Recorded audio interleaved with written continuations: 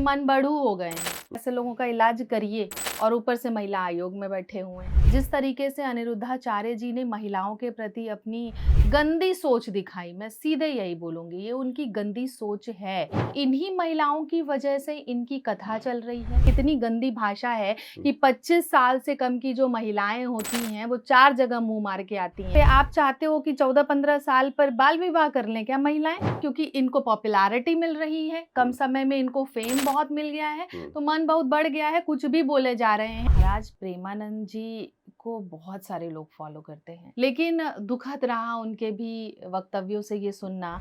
भोजन से कंपेयर किया महिलाओं के कैरेक्टर को, उनकी अस्मिता को। देखिए हमारा जो इलाज होगा ना, रिस्पॉन्स आपको सामने आएगा, रिस्पॉन्स आएगा तो सभी के सामने होगा। धार्मिक गुरु अनिरुद्धाचार्य जी, प्रेमानंद जी जिस तरीके से लड़कियों को लेकर, उनके कुंवारेपन को लेकर, महिलाओं को लेकर प्रवचन दे रहे हैं, शोभा देता है।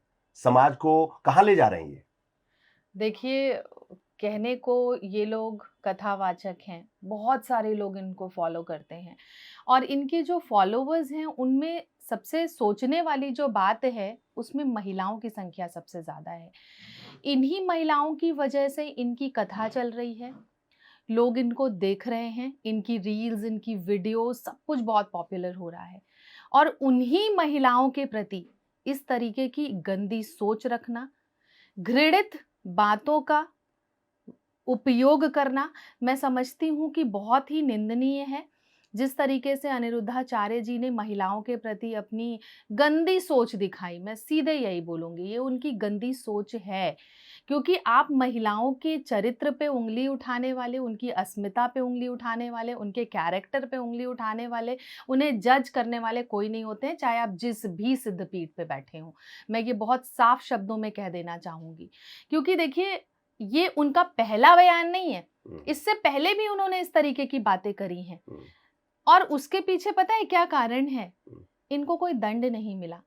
हमारी पूर्वांचल वाली भाषा में कहते हैं ना कि मन बढ़ जाता है, तो ये मन बढ़ू हो गए हैं।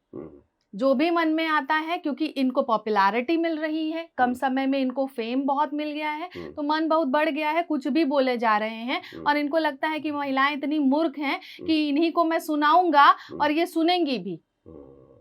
तो हम इस देश की आधी आबादी का नेतृत्व करते हैं, महिला शक्ति कहलाते हैं, माँ दुर्गा, माँ लक्ष्मी, माँ विद्या, सबके रूप में महिलाओं को पूजा जाता है। पूर्वांचल और में उन जिनका मन महिलाओं बढ़ के जाता लिए इस है, तरीके की बात, पूर्वांचल में जिनका मन बढ़ जाता है, क्या होता है फिर उनका? इलाज होता है ना। और देखिए मैं तो डॉक्टर हूँ प्रोफेशन से, तो मैं तो भाई इलाज पे ही ध्यान दूंगी और इलाज के लिए ही हम आगे प्रपोजल भी देंगे कि ऐसे लोगों का इलाज करिए और ऊपर से महिला आयोग में बैठे हुए हैं। तो हमारी ये जिम्मेदारी भी बनती है कि ऐसे लोगों को हम सही रास्ते पे ले आएं, ताकि जो महिलाएं हमारे पास पीड़ित आती हैं हम उनकी ठीक तरीके से देखिए मदद कर पाएं। और ये बहुत आवश्यक है। उनके शब्दों का चयन देखिए, कितनी गंदी भाषा है कि 25 साल से कम की जो महिलाएं होती हैं वो 4 जगह मुंह मार के आती हैं। पुरुष कैसे होते हैं भाई? आपने पुरुषों का एक बार वर्णन नहीं किया और 25 साल की उम्र पे आप चाहते हो कि 14-15 साल पर बाल विवाह कर लें क्या महिलाएं?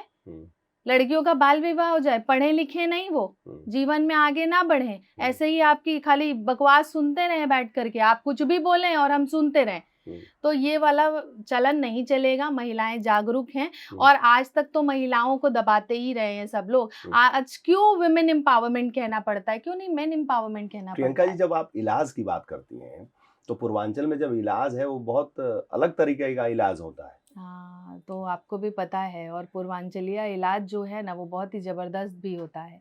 तो मुझे लगता है इस तरीके की बयानबाजी से किसी को भी बचना चाहिए। कैसा इलाज करेंगी आप? और कायदे से उन महिलाओं से इनको माफी मांगना चाहिए जिनके प्रति इनकी इलाज इतनी कैसा गंदी करना चाहेंगी शब्दावली है। आप डॉक्टर भी हैं और साथ साथ महिला भी हैं, तो 2 तरह का इलाज है आप लोगों के पास, तो कौन सा इलाज करेंगी आप? देखिए हमारा जो इलाज होगा ना, रिस्पॉन्स आपको सामने आएगा, है ना। हम एस्ट्रोलॉजिस्ट तो है नहीं, हम तो डॉक्टर्स हैं ना, तो पर्चा लिख करके देंगे और पर्चे का जब रिस्पॉन्स आएगा तो सभी के सामने होगा।